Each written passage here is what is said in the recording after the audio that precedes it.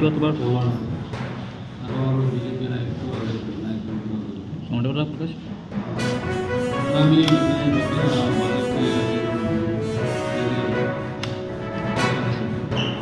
ಶಿಕ್ಷಕರಿಗೆ ಸರಿಯಾದ ಕಠಿಣ ಶಿಕ್ಷೆ ಕೊಡಬೇಕು ಕಾನೂನು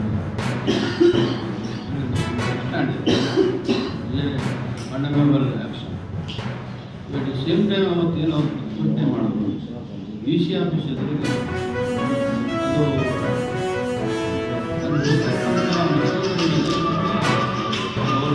ವ್ಯಕ್ತಿಗಳ ಮೇಲೆ ಮತ್ತು ವೆಹಿಕಲ್ಗಳ ಮೇಲೆ ಇವತ್ತಿನ ದಿವಸ ಅಟ್ಯಾಕ್ ಮಾಡಿದ್ದಾರೆ ಈ ಸ್ವಾಮೀಜಿಯವರ ಏನು ವಿಭಾಗ ಅವರು ಭಾಳ ಒಂದು ಲಾಠಿ ಚಾರ್ಜ್ ಕೂಡ ಆಯಿತು ಅವತ್ತು ಕೂಡ ಅವರು ಡಿಸ್ಕಸ್ ಮಾಡಿದ್ರು. ಈಗ ನಾವು ಮುಖ್ಯವಾಗಿ ಇಲ್ಲಿ ಹೇಳ್ಬೇಕಾಗಿದ್ದು ನಮ್ಮಂಥವ್ರು ಯಾರಾದರೂ ಒಂದು ಪ್ರತಿಭಟನೆ ಮಾಡಬೇಕಾದ್ರೆ ತುಂಬಾ ಅದು ತೊಂದರೆ ಕೊಡ್ತಾರೆ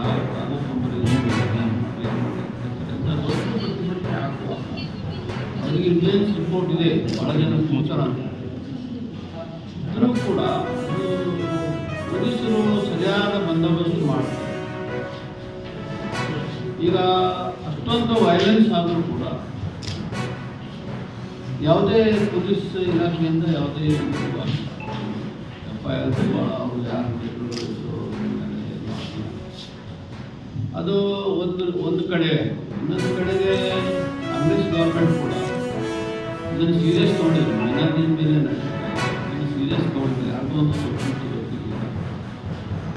ಇದು ಹೆಂಗೆ ಅನ್ನಿಸ್ತಾ ಇದೆ ಅಂದರೆ ಮುಸ್ಲಿಮರ ಮೇಲೆ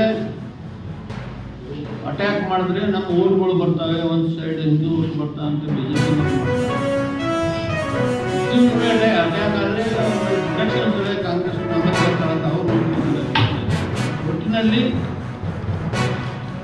ನಾ ಹೊಡೆದಂಗೆ ಮಾಡ್ತೀನಿ ಅಟ್ಯಾಕ್ ಮಾಡೋದು ಅನ್ನೋದು ರಾಜಕೀಯ